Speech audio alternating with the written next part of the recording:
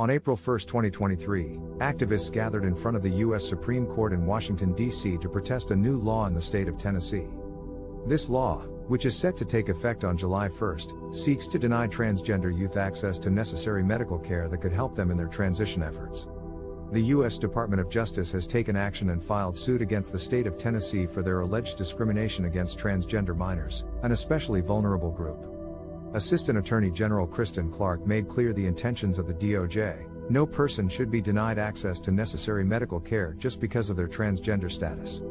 The right to consider your health and medically approved treatment options with your family and doctors is a right that everyone should have, including transgender children, who are especially vulnerable to serious risks of depression, anxiety and suicide. The law is directed at blocking medical procedures such as puberty blockers, hormones, and other treatments that affirm a child's gender identity. Essentially, it is preventing transgender minors from receiving equal medical treatment when compared to cisgender minors.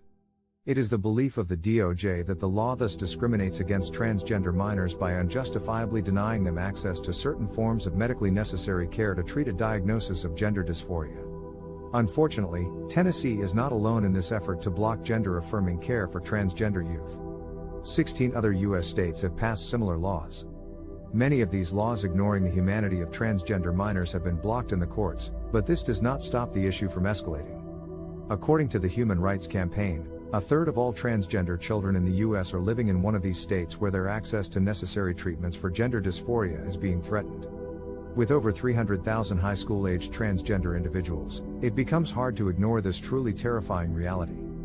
The Biden administration has been active in their support of transgender rights, advocating to states via letters and suing against laws that discriminate based on gender identity.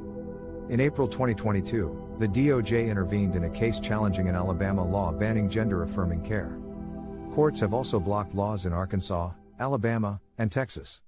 The U.S. Department of Justice believes it is an essential right of their citizens to be treated with dignity and respect, regardless of their gender identity.